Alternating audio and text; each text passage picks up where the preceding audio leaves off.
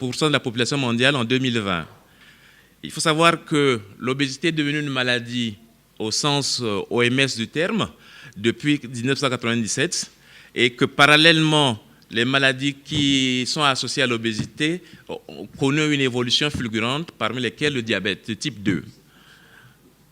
Il faut savoir qu'en 1992, le diabète de type 2 touchait près de 30 millions d'habitants. Actuellement, il touche près de 220 millions d'habitants, donc ça a été quand même multiplié par 7.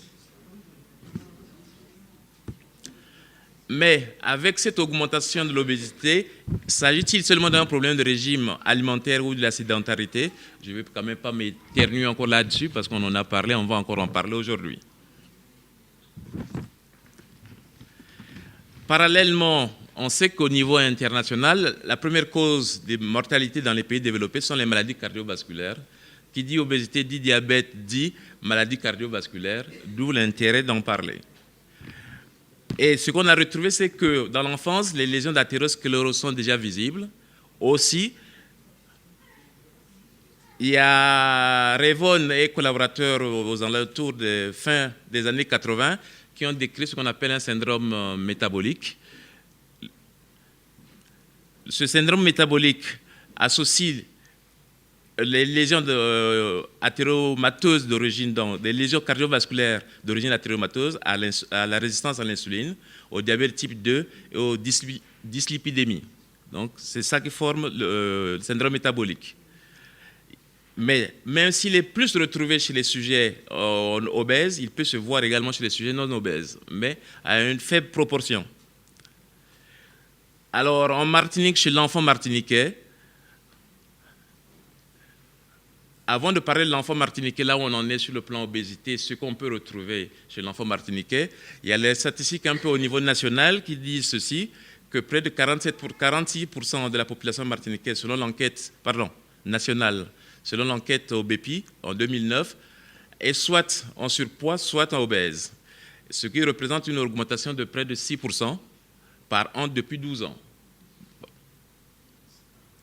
Parallèlement à cette augmentation de l'obésité, il y a eu une augmentation donc, comme au niveau mondial du diabète, qui représente actuellement 90% du diabète de type 2 découvert, du moins, de diabète découvert actuellement sont de type 2, donc corrélé au surpoids. Il ne s'agit pas d'un problème seulement français mondial, mais le Canada aussi a décrit la même chose, donc ça ne sert pas que je vous donne les statistiques, elles sont là affichées. Sinon, qu'est-ce qu'on voit? De 78-80 jusqu'à 2004, il y a eu une augmentation de 15 à 26% de l'obésité chez l'enfant de 2 à 17%. Parallèlement, si on prend les enfants de 12 à 17%, cette augmentation a augmenté de plus de 100%. On était à 14%, elle est maintenant à 29%. Et qu'est-ce qu'il retrouve au niveau du Canada? Il retrouve donc actuellement plus d'un enfant sur 4 souffre du surpoids ou bien d'obésité. Au niveau loco-régional, je ne pourrais pas avoir les mêmes statistiques parce qu'il n'y a pas de statistiques aussi faites, à part l'enquête ESCAL qui a été réalisée sur le ressenti, mais il n'y a pas d'études qui retrouvent des statistiques aussi bien faites. Actuellement, donc, l'obésité, c'est un problème de santé publique également au niveau national et au niveau canadien. Toujours, qu'est-ce qu'on disait? Que le problème est toujours lié à un manque d'activité et à une alimentation trop riche. Ainsi, qu'est-ce qu'on se dit? Devant cet état prédominant de maladies cardiovasculaires, nous avons pensé, essayé de rechercher une prévalence de syndrome métabolique chez les enfants obèses martiniquais. Est-ce qu'il y a des signes ou non de syndrome métabolique chez les enfants obèses martiniquais? On a fait cette étude en 2006. Le but est donc d'évaluer pour la première fois au niveau martiniquais la prévalence du syndrome métabolique chez un groupe d'enfants bien défini.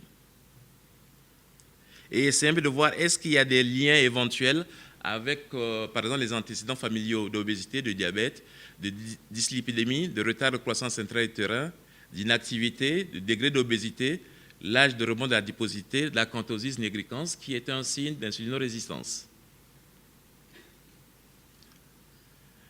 L'obésité est donc définie par l'IMC ou par le tour de taille ou tour de taille sur tour de hanche. L'insulinorésistance, il y a sur le plan clinique l'acanthosis nigricans, sinon c'est l'hyperinsulinémie avec une glycémie normale à jeun.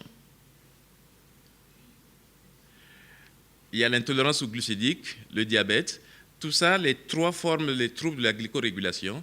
Il y a, ça, on est dans le syndrome métabolique, hein, donc on a l'obésité, soit l'insulinórésistance, soit l'intolérance glucidique, soit le diabète, l'hypertension artérielle associée, et un trouble glycémique, et lipidique, pardon. On peut être soit devant une hypo-HDLC, une hyper-HDLC, une hypertriglycéridémie et une hypercholestérolémie. Aussi, nous avons pu prendre 135 enfants suivis hier à l'hôpital de jour La Valériane, que je remercie toute l'équipe. Ils étaient âgés tous, du moins, âgés de 6 à 17 ans. L'enquête était pro et rétrospective, avec quelques critères d'inclusion qui étaient les suivants. Tous les enfants qui étaient inclus devaient être examinés, obligatoirement. Sur le plan clinique, donc, on avait la recherche de la contosine nigricans, le poids, la taille, la tension, le tour de taille, l'inactivité ou non, les antécédents familiaux bien définis, le poids de naissance, les examens paracliniques.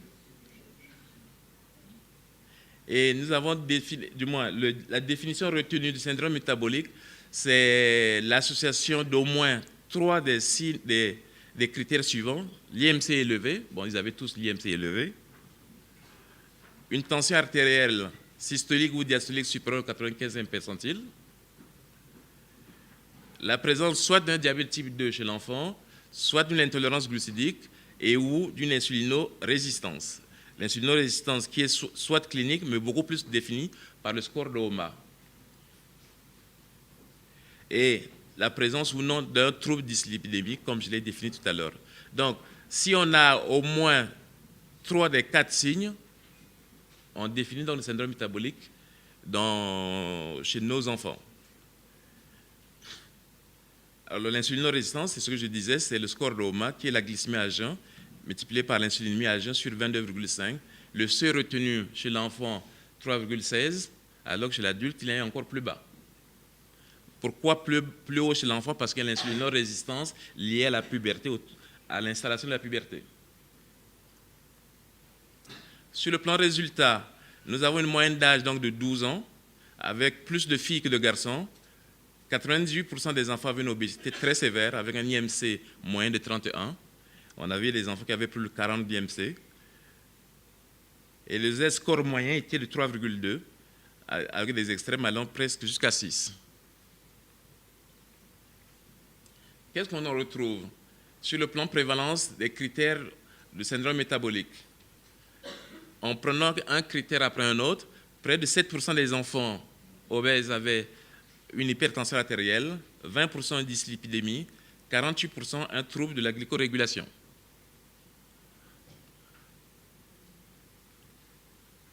Le syndrome métabolique, donc, encore une fois, défini par 3 des 4 critères que j'ai cités tout à l'heure, était retrouvé chez 27,4% de nos enfants. Et si on essayait de prendre uniquement 2 critères sur 3, on avait 32% des enfants, donc un tiers des enfants, qui avaient au moins 2 critères allant vers le syndrome métabolique. Les différents troubles de la glycorégulation retrouvés sont les suivants. Donc, sur les 48% des enfants, on a le diabète type 2 qui était retrouvé dans 5% des cas. En jaune, ici, nous avons l'intolérance glucidique sans insulinorésistance associée, 29%. En violet, l'intolérance glucidique associée à l'insulinorésistance. De toute façon, lorsqu'on a une insulinorésistance plus l'intolérance glucidique c'est un stade avancé, donc en allant vers le diabète de type 2, il y a encore donc 33%, et 33% ici, c'est l'insulinorésistance seule.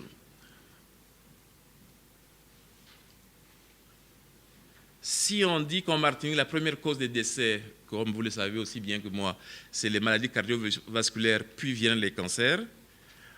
On a parlé donc, durant tout le congrès, des problèmes environnementaux avec donc des risques de cancer, des risques de maladies cardiovasculaires. En voyant nos enfants obèses avec 48% qui ont au moins un trouble de la glycorégulation, donc 27% avec un syndrome métabolique, on voit donc que la gravité avec donc ces complications semble de plus en plus tôt. Et si et seulement si on pense qu'au niveau international, le phénomène a lieu ces 20 dernières années et que nous sommes déjà dans les 20 dernières années avec nos enfants à ce stade, on peut se poser des questions, où serons-nous demain? Et il faut savoir que, comme on l'a dit hier et qu'on a continué à le dire, le diabète de type 2, c'est une maladie qui, il y a plus de 20 ans, on disait qu'elle n'existait pas chez l'enfant. On ne retrouvait que chez les adultes. Mais pourtant, on en trouve aujourd'hui. Je peux vous rassurer que chaque année, du moins dans les nouveaux cas qu'on retrouve, on a au moins 30-40% des nouveaux cas de diabète retrouvés en Martinique chez l'enfant. C'est le diabète de type 2. Alors, on a essayé un peu de revoir, comparer le syndrome métabolique par rapport aux autres pays. Ici, nous avons les États-Unis, chez les enfants toujours obèses, à près d'un enfant sur deux. La France, 14%. L'Espagne, 18%. L'Italie, 23%. Mais il faut savoir que la définition n'était pas la même en cette période-là. Donc, nous qui avons pris le seuil de 3,16 pour le score d'OMA, on peut penser que, parce qu'on a pris tous les enfants, même ceux qui avaient été presque en fait de la puberté, avaient ce seuil d'OMA de 3,16, alors qu'on pouvait le baisser. Si on l'avait baissé, on comprend bien qu'on pouvait flirter avec les 35-40% pour se rapprocher un peu chez les enfants américains certainement. Ici, nous avons donc le signe net d'acanthosis nigricans, ici. Cette accentuation. Donc, on essaie un peu de chercher, est-ce qu'il y a un lien significatif entre le syndrome métabolique chez nos enfants et les signes associés. Il était associé significativement à l'acanthosis nigricans et également significativement à l'absence de sport. Sinon, les autres associations n'étaient pas significatives, particulièrement avec le degré d'obésité, mais parce qu'ils avaient déjà tous un degré d'obésité important, donc ce n'était pas comparable.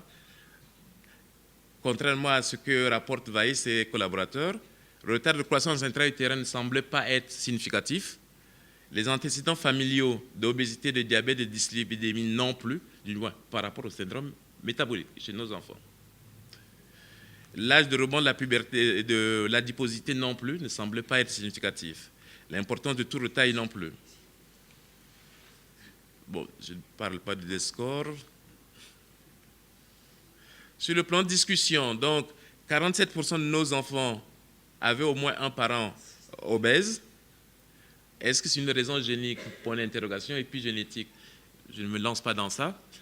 On a mieux entendu les grosses têtes qui s'y connaissent mieux que moi. Bon, je ne vais pas parler des gènes parce qu'il y a beaucoup d'études qui en ont parlé. Près de 70 gènes dont les variations prédisposent à la maladie. Et ces gènes s'expriment, ils contrôlent donc la sensation de la faim, de la satiété dans le cerveau, ou sont impliqués dans le développement de métiers de tissus agricole gras, etc., etc. Ça, c'est sur le plan génique. Donc, on pense que les facteurs génétiques expliqueraient en partie le risque de devenir obèse, mais n'expliquent pas tout sur le plan obésité. On dit toujours qu'une alimentation saine et le sport contrebalance la loterie génétique. Aussi, il y a d'autres problèmes qui s'ajoutent, c'est ce qu'on appelle l'environnement obésogène. C'est l'abri, c'est les bas prix, c'est les portions plus en plus importantes, la restauration rapide, etc. Les aliments pré-cuisinés, le bâti, le fait que l'accession au transport en commun, l'accession aux pistes cyclables, etc. Vous savez aussi bien que moi si c'est bien fait chez nous ou pas. Ça ne sert pas de faire de commentaires. Et sans oublier l'environnement socio-culturel, la publicité, etc., qui agissent également sur le comportement. Donc les décisions politiques avec, aujourd'hui, combien coûte une activité physique pour un enfant? Actuellement, ça, une activité physique, du moins sportive en Martinique, coûte 2 fois le prix au niveau national. Et avec moins de possibilités de transport.